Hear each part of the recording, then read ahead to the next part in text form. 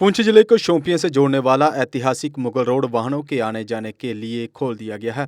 शुक्रवार दोपहर को पीर की गली में भूस्खलन होने की वजह से मुगल रोड यातायात के लिए बंद कर दिया गया था। इसके बाद रोड पर सैकड़ों की संख्या में वाहन फंस गए। संबंधित विभाग ने समय न गंवाते हुए रोड से भूस्खलन का मलबा हटाने का काम शुरू किया। मैन और मशीनरीज के लगातार प्रयासों से मुगल रोड को यातायात के लिए फिर से खोल दिया गया। सबसे पहले रोड पर फंसे वाहनों को निकलने की परमिशन दी गई। मेरा नाम नज़ाकत सूफ़ी है और मैं कल तकरीबन 12 बजे श्रीनगर लाल चौक से निकला था अपनी गाड़ी लेके कुछ मेडिकल चेकअप कराने के लिए, कुछ बिज़नेस के सिलसिले में। और तकरीबन 1 बजे हम पहुँचे हैं हीरपुर में।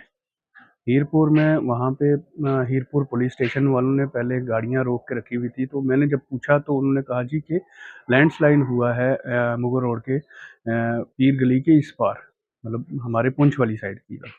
तो मैंने कहा जी वो तो लैंडस्लाइड खुल गया होगा, पता करवाओ। है जी अभी जेसीबी जो है वो जो लैंडस्लाइड हटाने वाली गाड़ी है, गाड़ी तो अवेलेबल है लेकिन उसका ऑपरेटर नहीं है।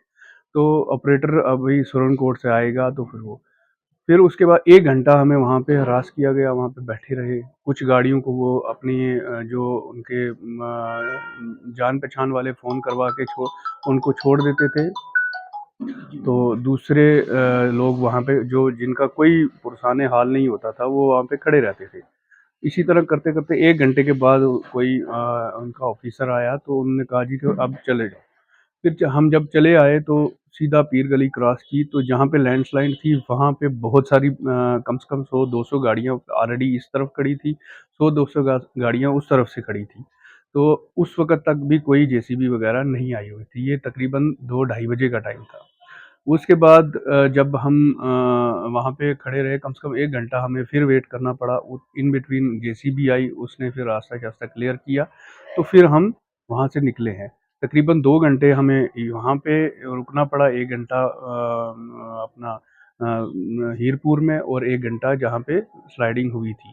उसके बाद जो प्रॉब्लम आती है हमें, ये नीचे जो आर्मी की चेक पोस्ट है, वहाँ पे आर्मी का बड़ा अच्छा काम है, लेकिन मैं ये चाहता हूँ कि वो जो चेकिंग का प्रोसेस है, थोड़ा फ़ास्ट रखा जाए, ताकि किसी टाइम क्या होता है कि कुछ गाड़ियों में कुछ पेशेंट्स होते हैं, उनकी सीरियस कंडीशन होती है या कोई और प्रॉब्लम्स होती है, किसी को कहीं मेडिकल चेकअप कराने के लिए अर्जेंट जाना पड़ता है, तो उस सिलसिले में मतलब वहाँ पे जो चेकिंग वाला प्रोसेस है, वो बहुत धीमा होता है। कितने बजे पहुँचे थे?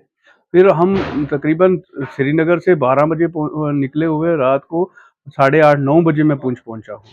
ये 3 घंटे का रनवे है, हमें कम से कम 8-8 9-9 घंटे लग जाते हैं। तो मैं गवर्नमेंट से और एडमिनिस्ट्रेशन से ये रिक्वेस्ट करता हूँ आपके चैनल के माध्यम से कि कम से कम इस रूट को थ्रू किया जाए, तो इस रोड को थ्रू रखा जाए 24 घंटे। और हमने ये सुना था कि इसको टनल के लिए अप्रूवल भी इसके लिए फंड्स भी मुहैया किए गए हैं, तो वो टनल का काम जल्दी से जल्दी लगाया जाए, क्योंकि लोगों को बहुत परेशानी, को बहुत दिक्कत हो रही है। ये तो रोड 12 महीने कम से कम थ्रू होनी चाहिए, क्योंकि काफ़ी परेशानी आती है आम जनता को, आम पब्लिक को।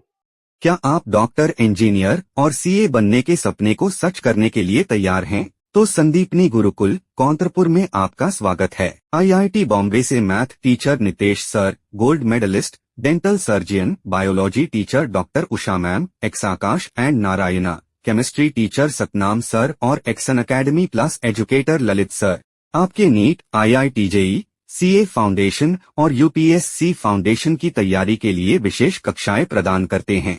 रेजिडेंशियल छात्रों की सुविधा के लिए 24 घंटे doctor, AC hostel, 5 star cafe और सर्वोत्तम शिक्षक उपलब्ध है। देश के अलग अलग हिस्सों के छात्रों की तरह आप भी अपना सपना सच करने के लिए हमसे जुड़े।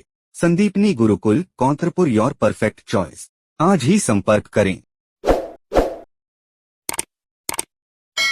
जम्मू कश्मीर की खबरों के लिए जुड़े रहिए जीके अपडेट के साथ।